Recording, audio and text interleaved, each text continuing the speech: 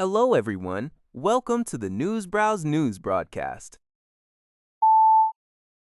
According to Al Jazeera, an Austrian court in Vienna has convicted Khalid al-Halabi, a 63-year-old former Syrian intelligence chief in Raqqa, on charges including torture. Al-Halabi, a former brigadier general, was sentenced on Monday to 8 years in prison.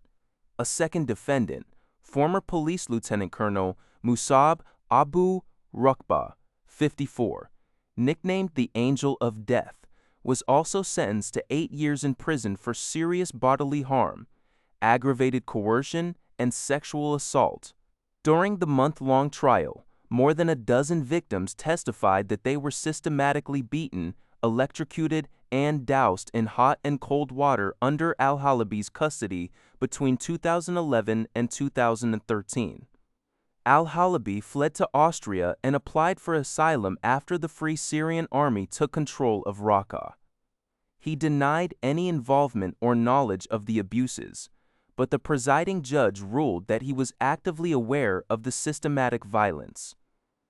This trial is part of a growing number of cases in European countries, including France, Germany, Sweden, and Belgium, asserting jurisdiction over crimes against humanity and war crimes committed by Syrian state agents during the country's civil war. According to a report by UPI, Argentina's economy minister, Luis Caputo, has announced a conservative financing plan designed to ensure the country can meet its public debt obligations through the end of 2027 without issuing new international bonds. Speaking at a news conference in Buenos Aires, Caputo stated that President Javier Milei's administration aims to reduce its reliance on foreign borrowing, a long-standing vulnerability for the country, by turning instead to the domestic capital market and financing from multilateral institutions like the International Monetary Fund, IMF. Caputo revealed that the government recently rejected offers to issue $5 billion in 10-year international bonds due to unfavorable annual interest rates of 12.5%, which would have cost an additional $3.3 billion over the life of the debt. Under the new strategy, the government projects financing needs of $19.2 billion in 2026 and $24.9 billion in 2027, which will be covered by domestic debt, central bank foreign currency purchases, multilateral loans, and privatizations. Ultimately, the administration hopes that macroeconomic stability, balanced public finances, and lower inflation will allow Argentina to achieve investment-grade credit status by 2031. According to Al Jazeera, Iran has reappointed Gholam-Hossein Mohseni-Ejei as the country's Chief Justice for another 5-year term. The reappointment was confirmed by Iran's new supreme leader, Mojtaba Khamenei, through a message attributed to the head of state.